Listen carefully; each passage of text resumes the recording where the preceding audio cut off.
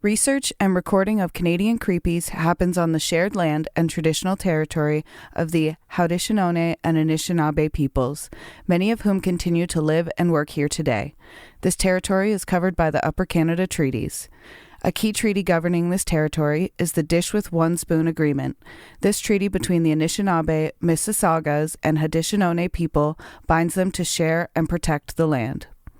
Subsequent Indigenous nations and peoples, settlers, and all newcomers have been invited into this treaty in the spirit of peace, friendship, and respect. We all share the responsibility of ensuring the dish is never empty, meaning we must take care of the land and the creatures we share in it. Canadian Creepies covers true crime, dark history, and disturbing events. Some episodes may include graphic descriptions or sensitive subject matter. We do our best to handle every story with care and respect for those affected. That said, we sometimes use humor and sarcasm as a way to process heavy content, never to disrespect victims, survivors, or their families. Listener discretion is advised.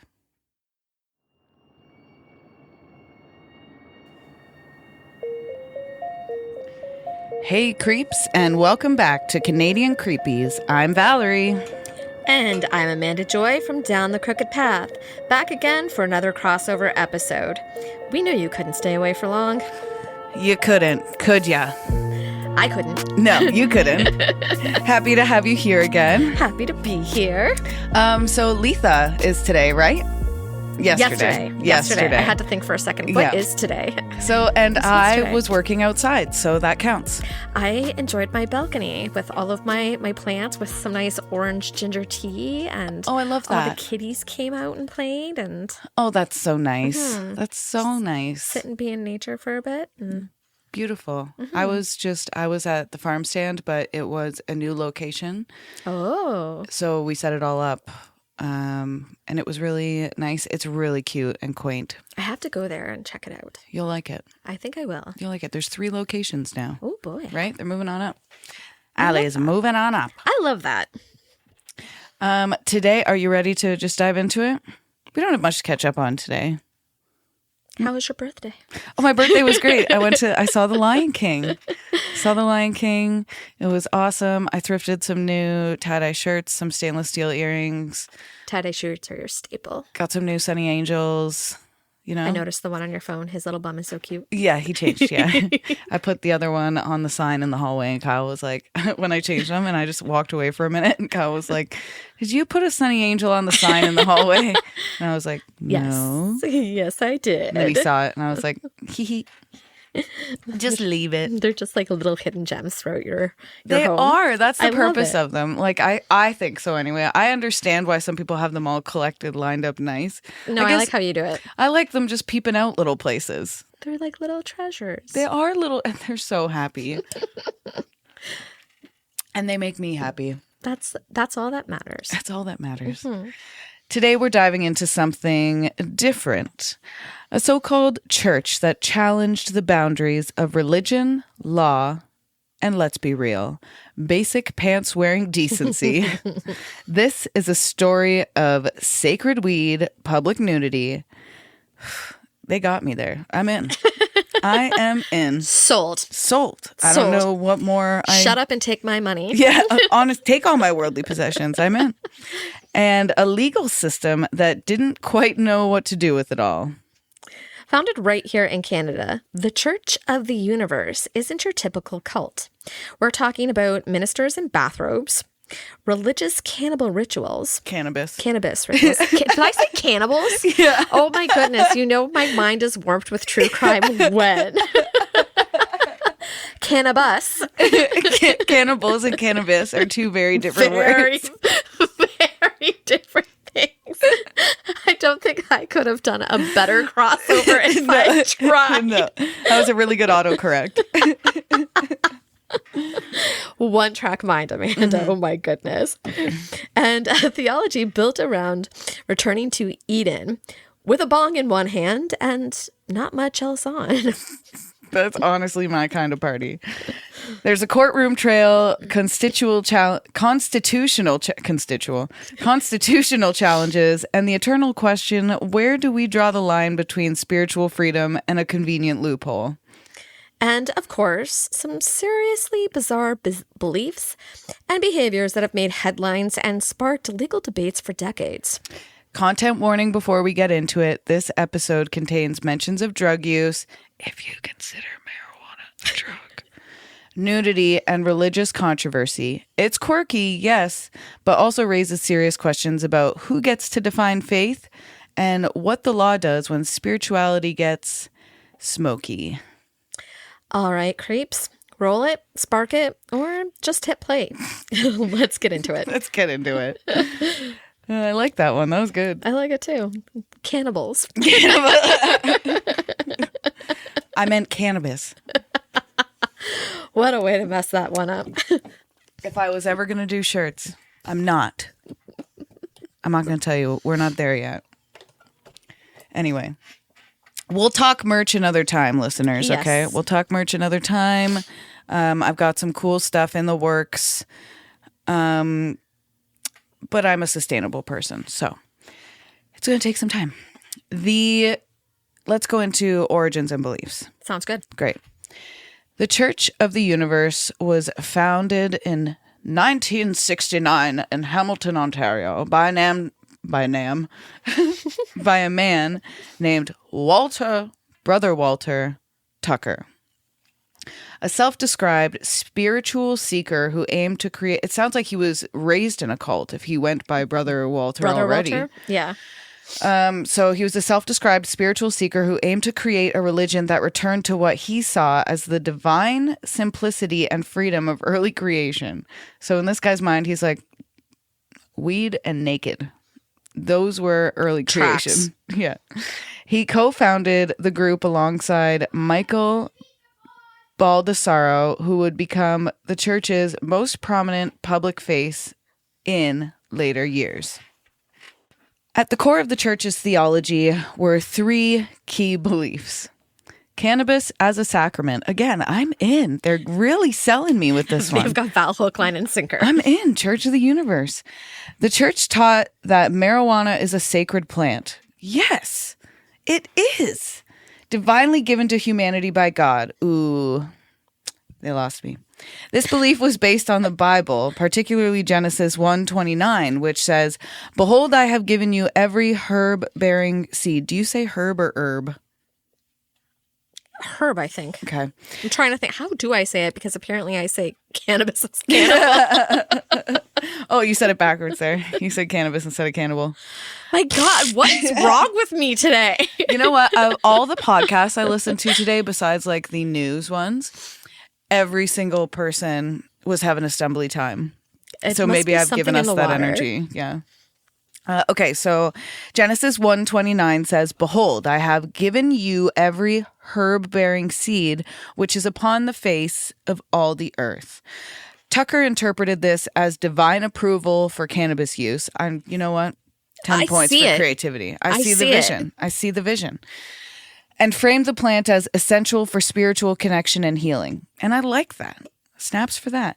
He once famously stated, "God gave us the seed-bearing plant for a reason." I feel like in most of the episodes in the beginning, we're like, what's the problem? Right. What went wrong? Members were encouraged to smoke cannabis daily as part of their spiritual practice. Where do I... Valerie, once again, sold. Where do I e-transfer? Both in private and during communal rituals. Okay. Nudity as a return to Eden. Well, they might lose me here. The church rejected... It's Daisy's time to say hello to Amanda. Hi, she sweetheart. loves it. Nudity as a return to Eden. The church rejected conventional ideas of modesty, which, again, I like that. I like the concept. Well, the thing is, if you've read what happened in the Garden of Eden, it wasn't God shaming them for being naked. They saw the shame themselves in being naked. Oh. Yeah. Because they were self-conscious. Yeah. So they just needed some confidence. It was once they ate the fruit, they could tell that they were, like, they kind of were like, oh. They gained consciousness. Shit, I'm naked. I have no clothes on. I'm completely bare. And then when God came into the garden, they hid from him. And he's like, why are you hiding? And they're like, because we're naked. And he's like, you did what I told you not to do. So that's where, like, it wasn't God being like, oh, your nudity shame. It was them. It was them shaming themselves. Yeah. And which isn't that a thing? Aren't we all always shaming ourselves a little bit and then projecting that onto others? Think about that, listener. Think about that for a minute. And you can tune in next week for Valerie's Thoughtful Minute with Valerie. Just kidding. Okay, the church rejected conventional ideas of modesty and believed that nudity symbolized purity and the innocence of Adam and Eve before the fall. And is before the fall when they ate the... I'm not sure if I would... The apple? Technically, the Bible doesn't say it's an apple either. Oh? Yeah. Goodness. It just says fruit. Oh? I don't know if they're by fall. It's probably a fig. They were eating wasp-ass fruits. Stupid fig. Dumb fucking figs. Look it up. Pomegranate, Figs. like the worst thing to crack into. They had to work so hard to get into that pomegranate just Was it worth it? Just to get self-conscious. Hope it was good. But yeah, I don't know if the fall is eating the fruit because often in biblical or religious context, the fall is referred to as Lucifer and the angels descending from heaven. Maybe that's it because they rebelled. Lucifer's whole thing was God wanted him to bow down before the humans. And Lucifer was like, fuck no. And God was like, these are my favorite beings. Do it. And he was like, hell no. So God was like, okay, bye. See ya. Lucifer was like, they should bow for me. Yeah, basically. Again.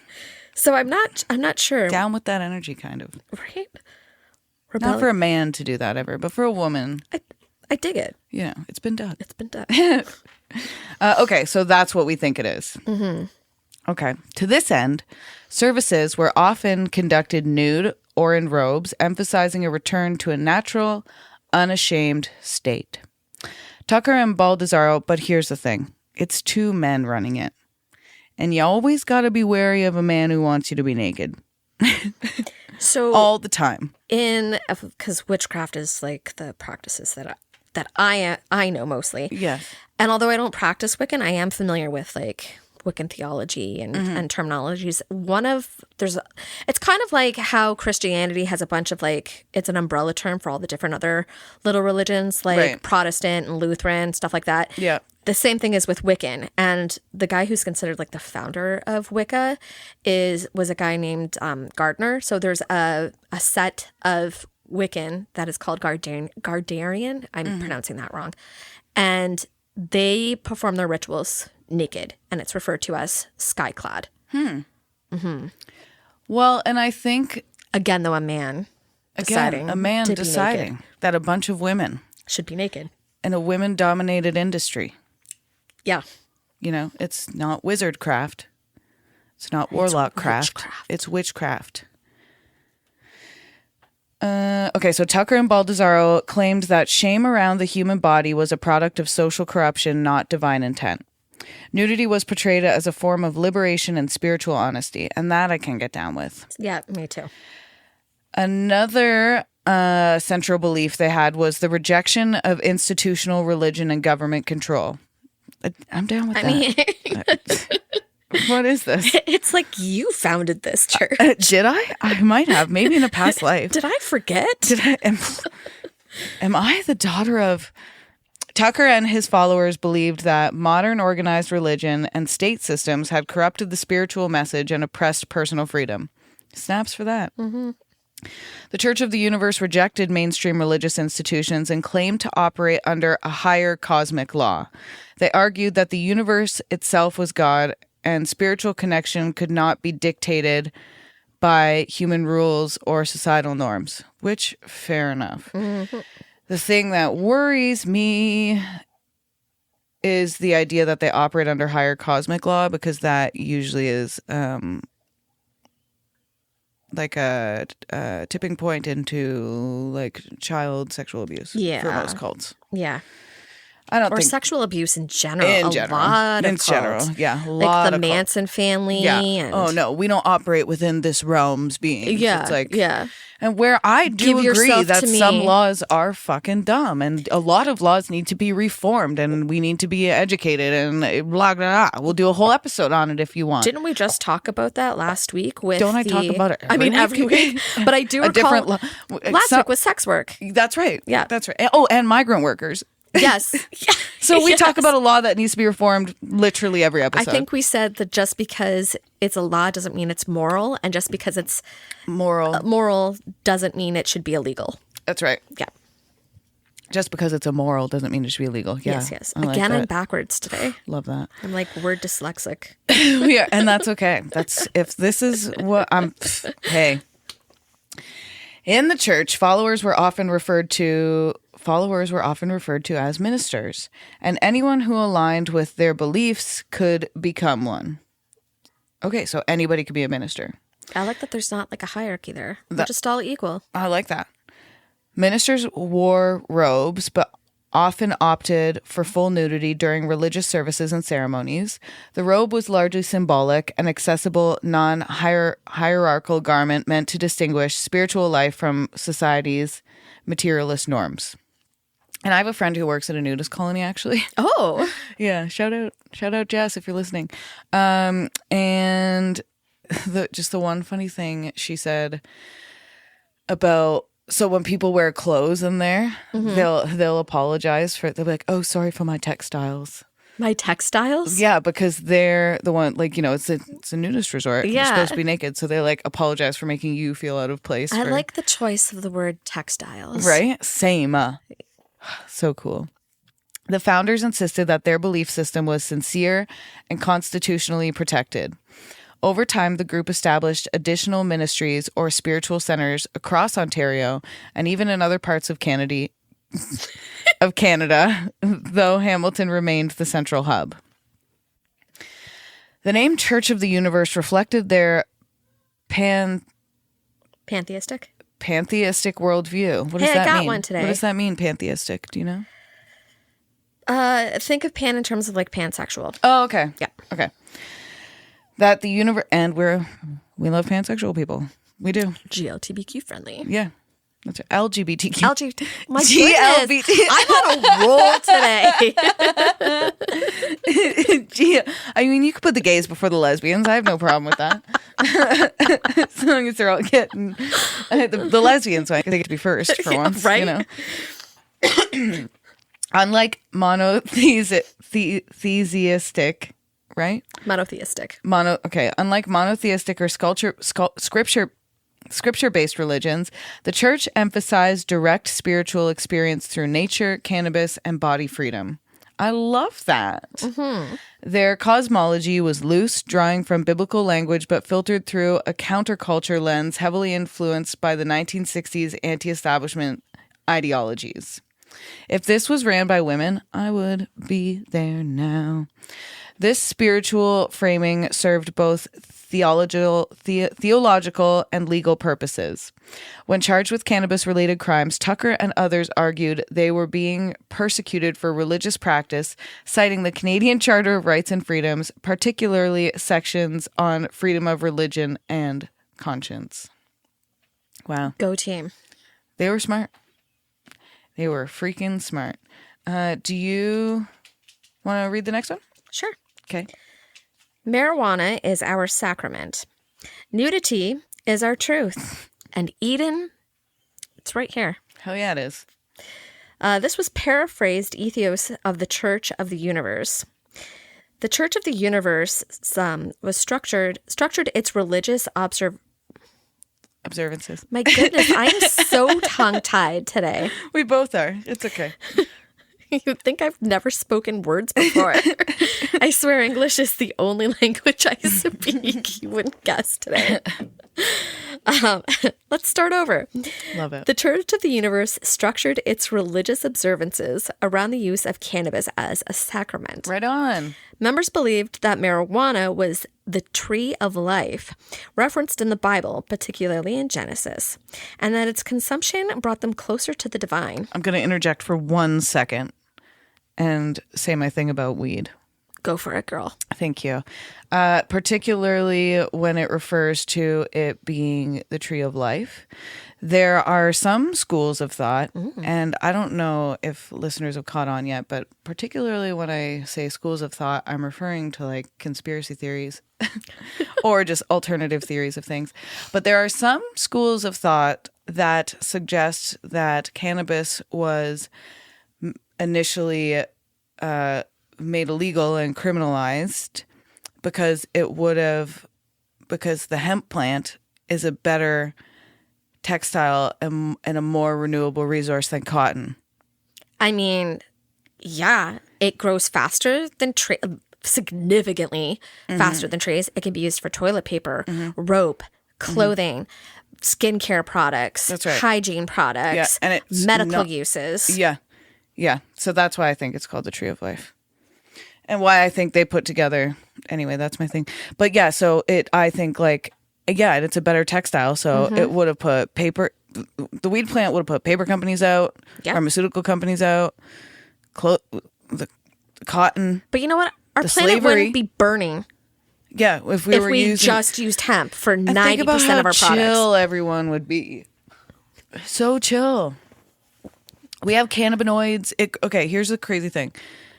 The cannabis plant grows in the ground. In our brain, we have cannabinoid receptors. It's like a plug. They're meant to go together. Right? One's the male end, one's the female end. Put them together. You just got to find the right strain, and I'll die on that hill.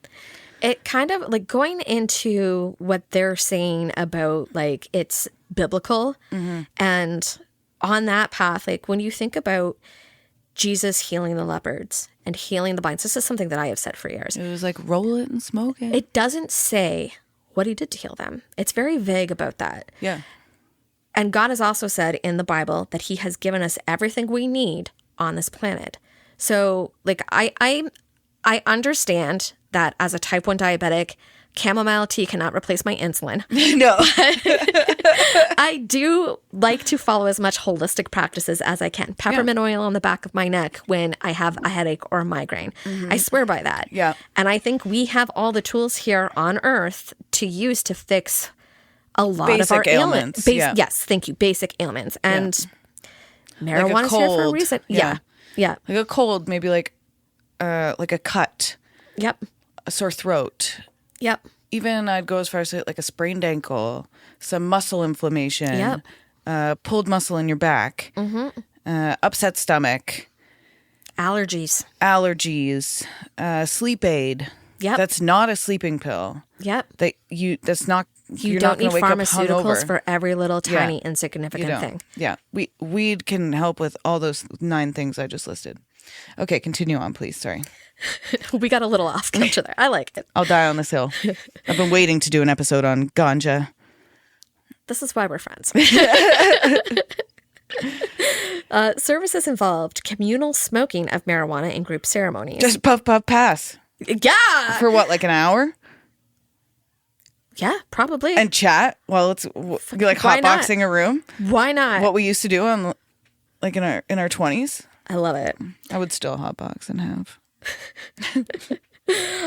These were often held in homes, rural communes, and later in converted buildings like the Ganja Chapel. Oh my gosh. In Hamilton. That is Ganja. Great name. The Ganja Chapel in Hamilton. That is a very appropriate name. Hell yeah. That's a good name for a weed spot. Yes, like a Potts shop. Yeah, maybe in a converted church. Oh my God! Business plan. TM. Business plan. Trademark. Heard it from me first. Some seminars or meditations. Sermons. My God, I'm really rough today. You're doing great. Thanks for the encouragement. Some sermons were conducted while high, encouraging introspection and connection to the universal energy. Oh yeah, if you were just like for an hour stoned, right? Yeah. Oh, you connect to something. So Walter Tucker and his followers claimed that God gave us every seed-bearing plant from Genesis 1:29 as divine permission for cannabis use. This biblical justification was a central doctrine. The church was a non-hierarchical That's a hierarchical. Yeah. Yeah. Hierarchical. I still can't say it. It's okay. I said it. I'm just going to point to you. Yeah. Go for it, Val. Nice. Though founders Walter Tucker and Michael Baltzardo were recognized as ministers or spiritual leaders, the ministers could perform marriages, issue their own sacramental marriage certifications, and ordain new members. Wow. I dig that. Cannabis use was used in baptisms, weddings, and funerals. I've said for the longest time at my funeral, everybody's smoking a joint. My mom said the same thing. You got it. To honor me. She's like, she wants to be Bring cremated. a strain that's good for you. She's like, I'm going to be cremated. I want to be sitting on the table while everybody's partying. Hell yeah. Booze flowing, joints flowing. Like, just, she's like, I want it to be a big party. No booze at mine, but yeah. Yeah. I feel you on that one. Members were encouraged to grow their own marijuana and share it within the community. Right on. In court filings, Tucker and Baltzardo even described their properties as monasteries where they lived simply and followed their spiritual discipline. Their language borrowed heavily from the Judeo-Christian and Eastern philosophies. Oh, wow. So who joined? The church drew a diverse crowd. There were hippies and spiritual seekers and ex-Catholics disillusioned with organized religion. Right on. There were some nudists and naturalists drawn to the church's rejection of body shame. Mm-hmm. I'm for that.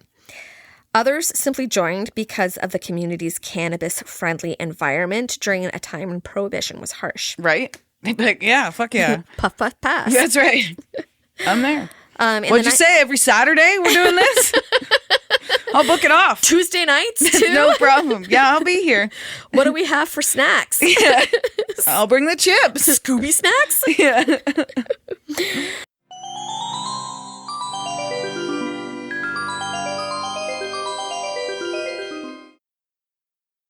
Hey, creeps. It's Valerie here.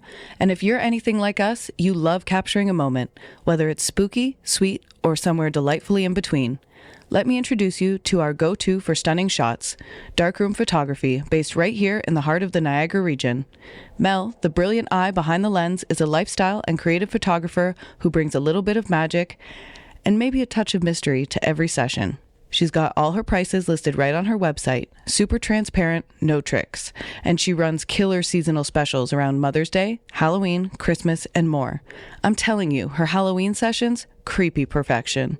So, if you're in the Niagara area and looking to capture memories that are hauntingly beautiful, hit up Mel at mel@darkroomphotography.ca or check out her work at www.darkroomphotography.ca. That's Darkroom Photography, where your memories come to life, even in the dark. You. Yeah, you. Still haunting the same old fast fashion? Time to dig up something better with Back from the Dead Goods, a Canadian small business where forgotten threads get a second life and sustainability meets spooky. This isn't just upcycled clothing. It's resurrected fashion with an eerie edge. Handpicked, reworked, and revived, every piece is as unique as a ghost story whispered at midnight. And because you're a part of the Canadian Creepies family, you get an exclusive deal. Use code Canadian Creepies at checkout for 10% off. Find them lurking on Instagram, Etsy, and Poshmark. Links are in the episode description. Give your wardrobe a second chance at life, if you dare. Let's take a moment during this break to talk about something that matters. Something that doesn't get to be background noise. The Anishinaabe-Moan word, Nikinagana, means we are all related, and we are. But relationship isn't just about words, it's about responsibility. Canadian author Naomi Klein once said, "It is not enough to say that we live on Indigenous land. We have to act as if we do." And one way to do that is by supporting Pay Your Rent, a grassroots mutual aid initiative that offers direct material support to Indigenous organizers across this land. It's not charity, it's rent. For those of us who aren't Indigenous to this place, it's a way to show up differently, to redistribute some of what's been taken. The Pay Your Rent Fund started as a one-time request for help in 2018 and grew into a nonprofit called Nikinagana. Your monthly or one-time donation can help provide food, hygiene supplies, housing support, and resources for Indigenous-led resistance and community care. So if you've ever said, "We're all related," ask yourself, are you being a good relative? Visit payyourrent.ca and find out more about how you can be part of something better. Now, back to this case.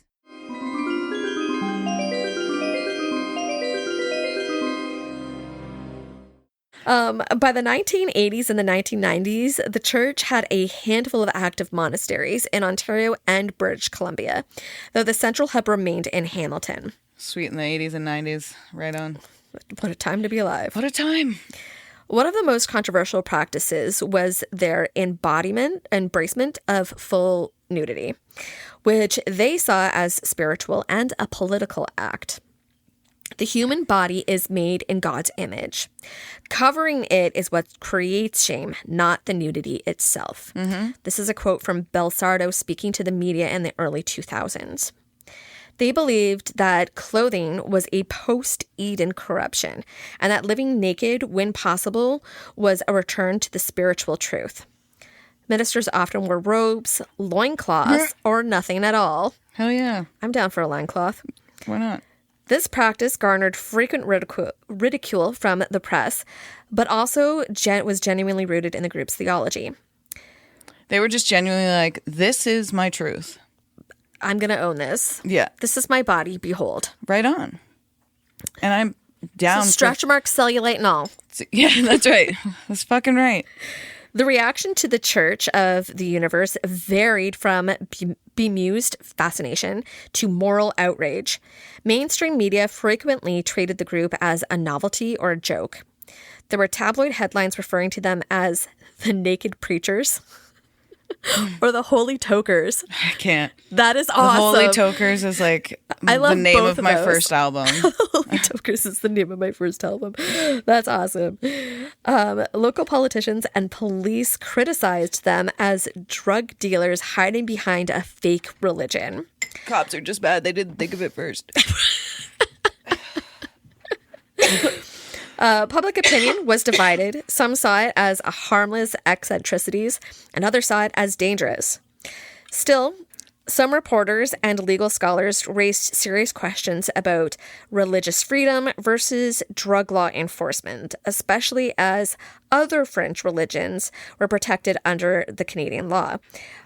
Most notable moments was in 1999, there was a CBC interview where Belsardo quipped, "We don't force anyone to be nude, but if you're ashamed of your body, maybe you were taught to be, not God.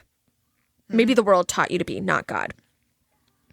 In the early 2000s, the church tried to register as a federally recognized religious organization, but was denied.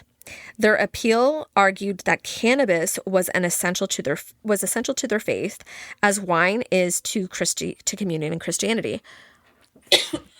Yeah. Touche. Yeah. Not wrong. Yeah. I think there's a lot of stigma that surrounds cannabis use compared to alcoholism, or just like so much drug addicts in general compared get so much flack. Like people are like, oh, they deserve to be homeless. But you're going to drive drunk every day. Yep. Stop. You know what I mean? I can't spend $30 on a Sunny Angel, but you can spend $30 every day on booze. Like what? I don't see the appeal. Like, yeah. Okay. So as much as the cult was loved in the community, I'm kidding. I don't know if it actually was, but there were repeated run-ins with the law. So over the years, the Church of the Universe and its two greatest public figures, we've been talking about Walter and Michael Baldassaro, became notorious for pushing the boundaries of Canadian law regarding cannabis use, nudity, and religion.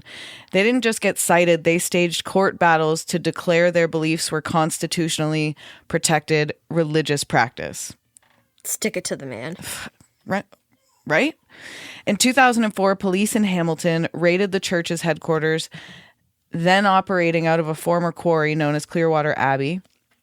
Authorities seized over 30,000 cannabis plants, many of which were claimed to be part of the church's sacramental use.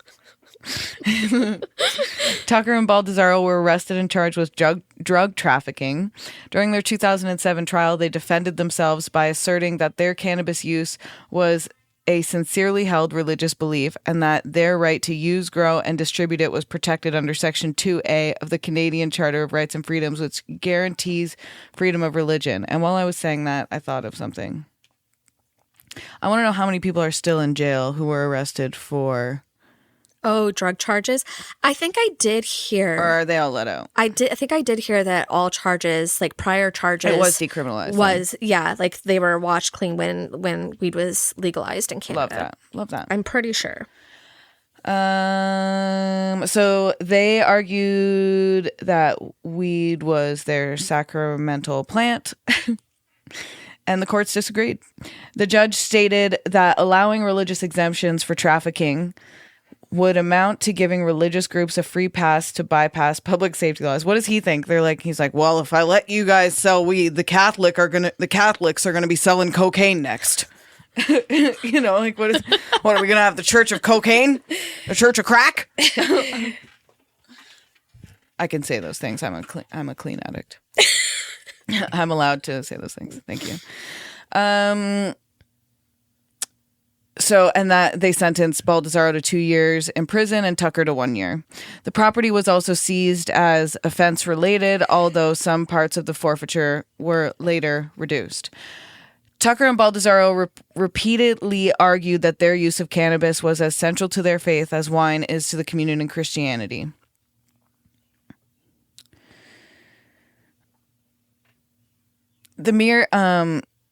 But prosecutors claimed this was a thin veil for illegal activity, with one Crown lawyer arguing the mere fact that someone enjoys marijuana does not create a constitutional right to sell it. The courts remained skeptical, ultimately ruling that sincerity of belief does not override federal drug laws, particularly around large-scale cultivation and distribution. But enjoying booze? Fine. It's fine. It's fine. It's fine to sell. Here's the thing. And I think in large quantities. In super large quantities. Yeah. I said this to you before we began recording this, but oh my God, I just lost my train of thought. Oh. You said it to me before we started recording this about booze. Something about alcohol. Oh my God, it's completely gone from my mind now. Okay, I'm going to keep going, and when you remember, tell me. Oh, that. Knew it. That there has never been an overdose or a death from weed use. Never. Ever. Never once. But I can't, I know somebody who had their liver resectioned because of the drug use. My cousin is not drug use, the alcohol use. My cousin is a raging alcoholic right now. He's peeing blood. Yeah. It's no bueno. Alcohol's no joke. There's so many health ramifications to alcohol and not weed. When my dad's an alcoholic, and when he was in the emergency room the one time with a distended belly and what's it called to the liver? Cirrhosis of the liver. The emergency room doctor looked at me and he said, there is no other substance that affects you from your hair follicles down to your toenails. Yeah.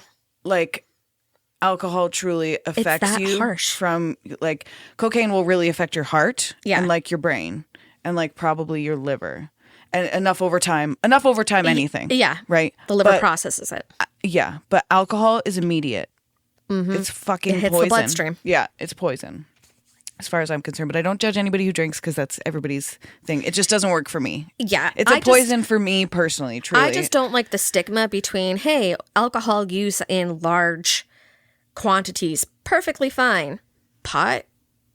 Yeah, you're a fucking drug addict. You're a fucking loser. Yeah. Right on. Another frequent flashpoint was the church's stance on nudity. Church members, including ministers, often wore robes, loincloths, or nothing at all, citing Edenic purity. They believed clothing was an invention of shame and corruption, not spirituality.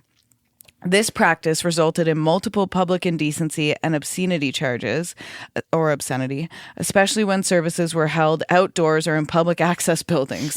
Well, yeah, people would be upset by that. While these charges were less serious than the drug-related ones, they helped shape the public image of the church as bizarre, unserious, and provocative. Oh, well, that's kind of sad because the whole idea of just because someone is nude doesn't mean they're it goes back into eliciting sex. Yeah. Yeah. You know what I mean? just because somebody is nude. It kind of reminds me of the It's whole like nude art. Like breastfeeding argument, too. Yeah, that's not meant to be sexualized. That's because we live in a fucking patriarchy. And men think the whole world is supposed to filter through their fucking Oh my God, gaze. she smiled at me. She must want me. I'm like, I'm your bartender. I want a tip. I'm being paid to be nice to you. Honestly, it's my job. It's my literal job is to smile at you and say, have a nice day. Okay. While Baldessaro responded to critics during a televised interview by saying, "The body is God's creation. It's not nudity that's obscene. It's how people think about it." The church attempted to push their case all the way to the Supreme Court of Canada, arguing that their religious liberties were under attack.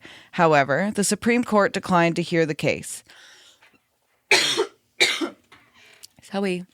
In lower courts, judges consistently ruled that religious belief could not be used to justify illegal activity, particularly the mass production and trafficking of cannabis.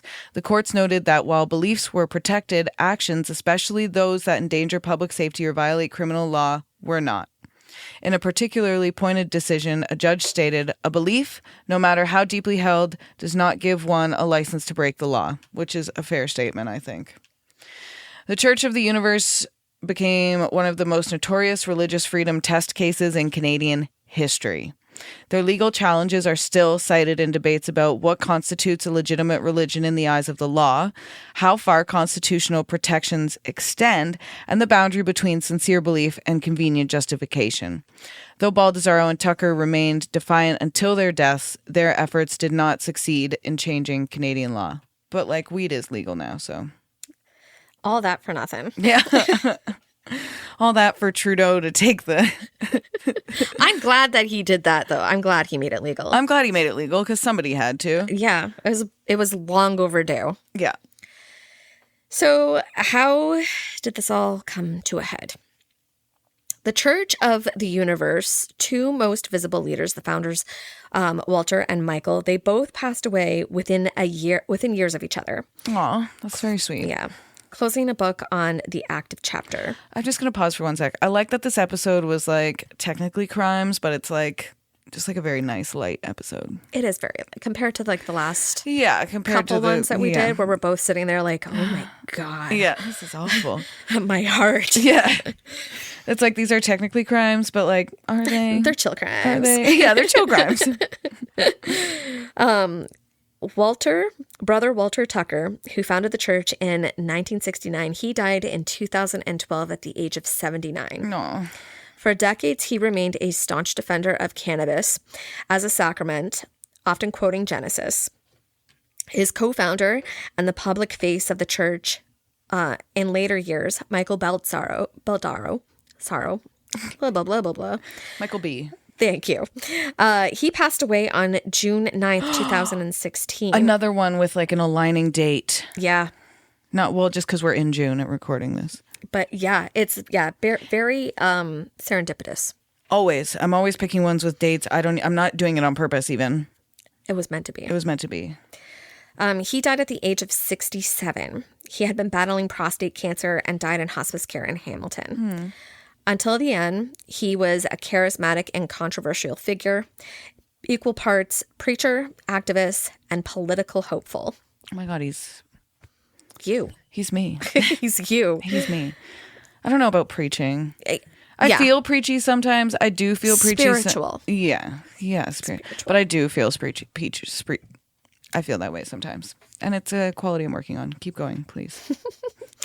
Throughout the 2000s, Baldessaro made repeated bids for mayor of Hamilton. Love that for him. And he even ran in federal elections. Aww. He often listed his title on the ballots as Minister of Information. Love that. What a G. Using his campaigns to raise awareness about the church, cannabis policy, and freedom of religion. Nice. Despite never winning office, he became a local personality, known for his flowing robes, candid interviews, and his sharp challenges on Canadian drug laws. I love that, because he probably found like precedent from... Go team. From Europe. Yeah. Go local sports team. Go sports. Throw that ball. They sports as hard as they could sports. While the original congregation has dispersed, digital remnants of the Church of the Universe still exist. There are a few unofficial websites and social media pages that continue to promote its core beliefs: cannabis as a sacrament, nudity as natural, and the universe as divine. I can get down with all of those things still. Val is hooked. I'm hooked. I'm in. I'm going to start the Niagara chapter of the Church of the Universe. Send me your money and your worldly possessions, and you can sign on the dotted line. Be in. Some of the offshoots of spiritual guidance and promotion of legal cannabis activism, or simple preservation of the memory of the movement that challenged conventional faith and conventional law. Even after the founder's death, the Church of the Universe leaves behind a legacy rich in contradictions. It prompts some serious and unresolved questions. For one, was it religious or convenience? Were Tucker and Baltzaro true spiritual seekers, or were they exploiting religion as a legal shield for cannabis production? I think they were really just spiritual seekers. Like you don't go to courts and make... You're not... You weren't in it for that long. In the long haul. You're not dying fighting for Your it. entire life is dedicated to it. Like it wasn't just... And they couldn't have been like... They could have only...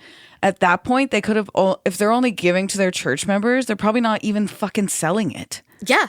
You know what I mean? They're probably not selling it. They're probably just giving it away. The church doesn't sell wine. They have them line up, and here's a cookie that's supposed to be Christ. Yeah. Like, here you go. Here's your Christ cookie. Sip, sip, pass. Yeah, that's right. Critics argue that massive grow-ops and cannabis sales undermined the sincerity of their beliefs.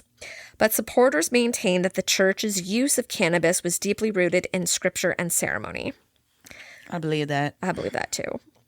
Another question was spiritual community, or was it just a grow-up? The 2004 raid that uncovered the 30,000 cannabis plants raised suspicions. Prosecutors painted the church as a smokescreen, using spirituality to mask illegal operations. But the church insisted that their practices were sacred.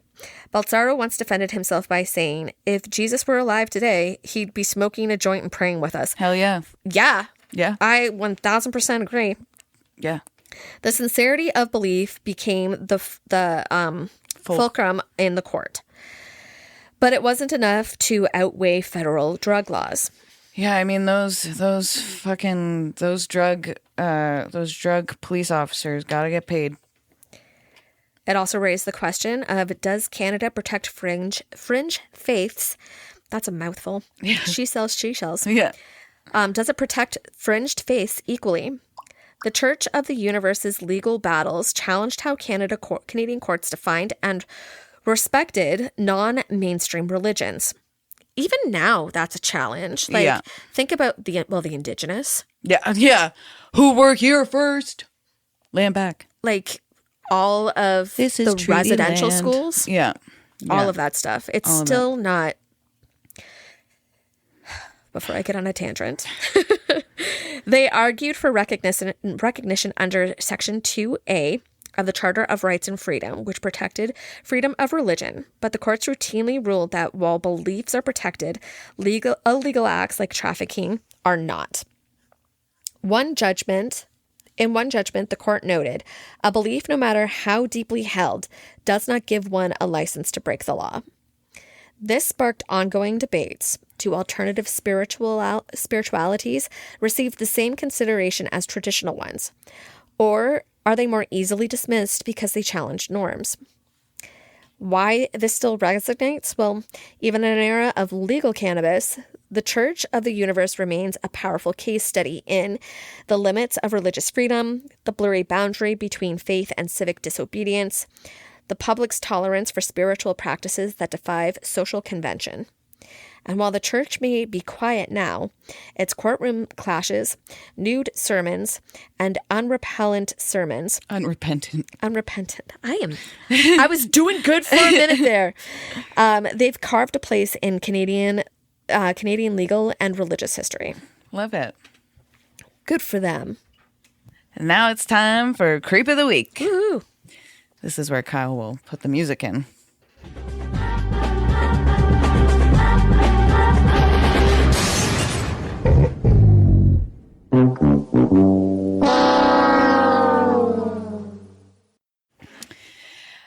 This week's Creep of the Week is John DeRuyter, the silent guru of Edmonton.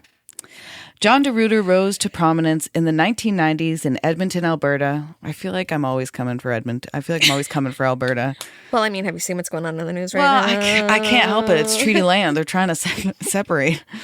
Not all of Alberta, and I know that. Shout out to the Albertans that listen to this podcast. I love you guys. Love you guys. I love you guys so fucking much. Actually, shout out Slave Lake, Alberta. Because let me just check this quick. I want to check this quick stat here because there is someone. It's Slave Lake. Shout out to the listener in Slave Lake, Alberta. We love you. We love you. There's somewhere else in Alberta too. Okay. John DeRuyter rose to prominence in the 1990s.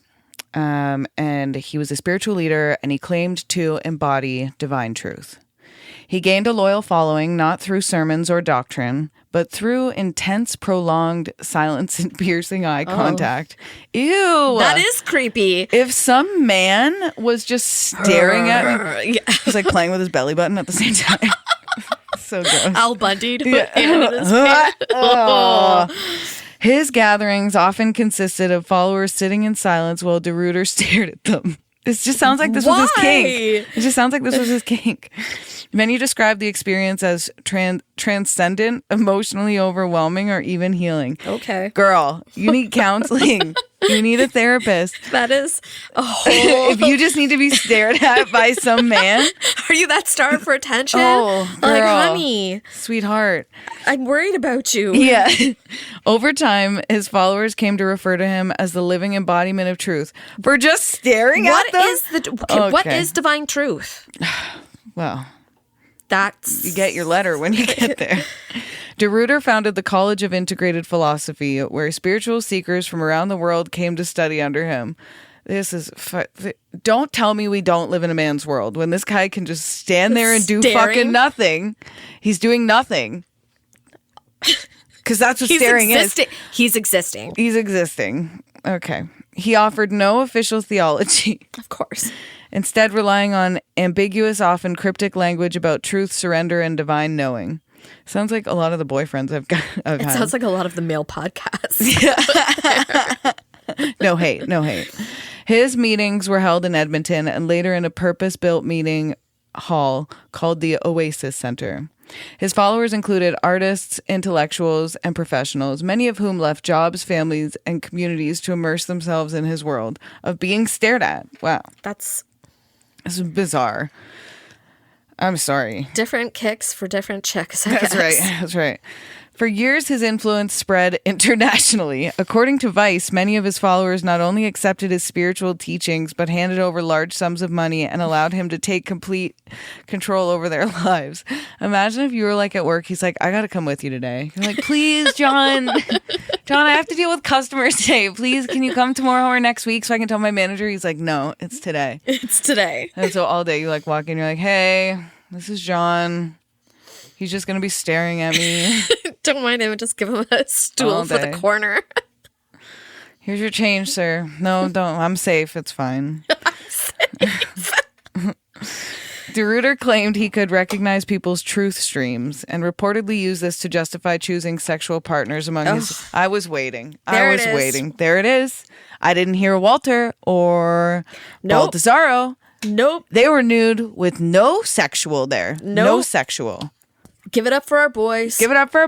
Walter and... That is a case, an argument for not all men. That's right. Not all men. That is not Walter, not Michael Baldassaro. And not Pedro Pascal. And not my boyfriend Kyle. Shout out Kyle. We'll give it to him. Yeah, he's got to have it. He gets a hand of applause there. Yes. And he edits this podcast, so... Thank you, Kyle. This situation with John DeRuyter took a turn. Fuck. He got away. He was started in the 90s, and it didn't take a turn until January 2023. Oh. I guess if it ain't broke, don't fix it. He was just out there staring at people, asking for money. I mean, he wasn't really doing much, so I guess He was able to slide under the radar. He's just looking at people. He's just looking at people. But in January 2023, he was charged with 4 counts of sexual assault. Of course. Can I get an amen? Edmonton police allege that between 2017 and 2020, DeRuyter used his position to coerce several women into sexual activity. Now, that's been done before, John. Okay. Claiming it was part of their spiritual growth.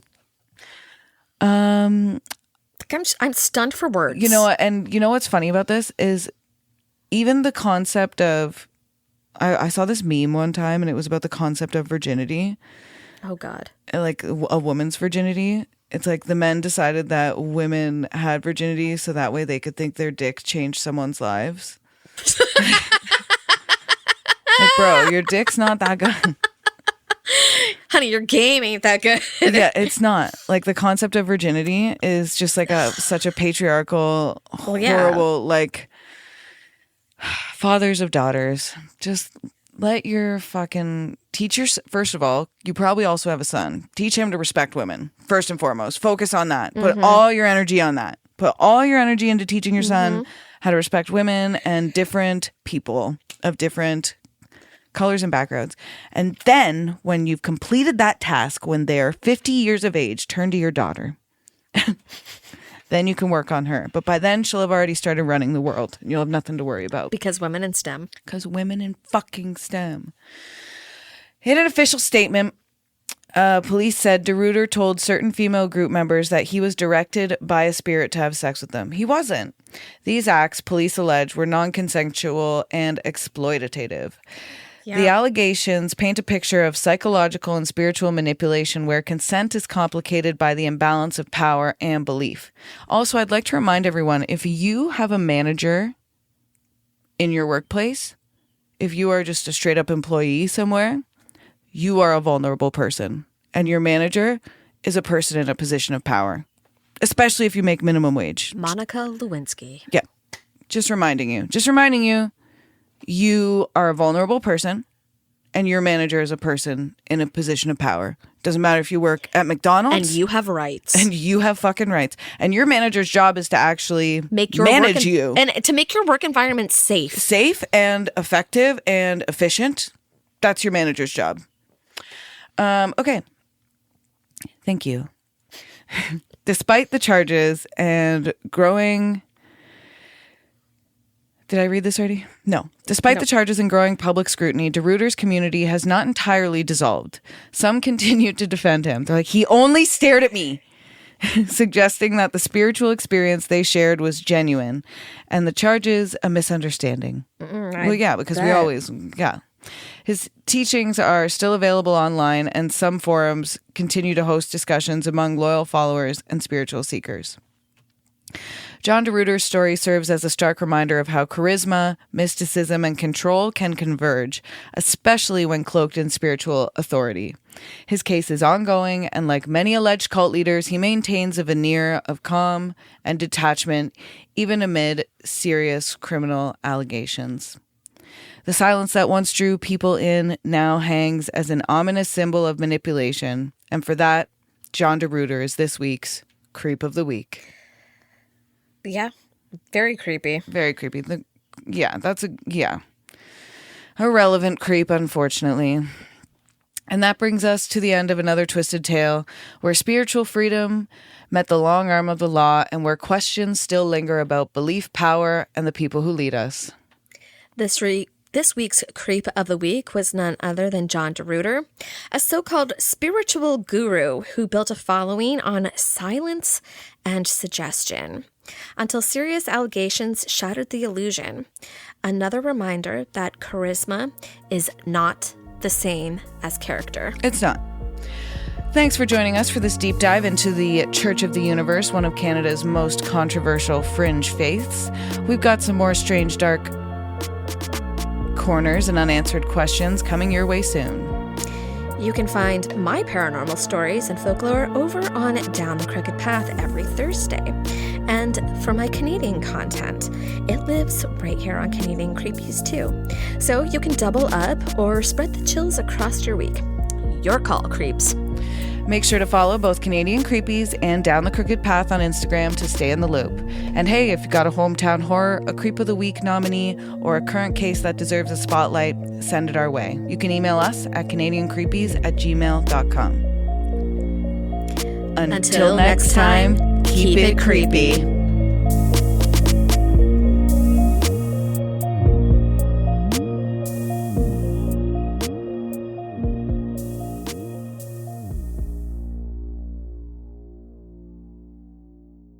Thank you to Kyle McDonald for editing and composing our theme song.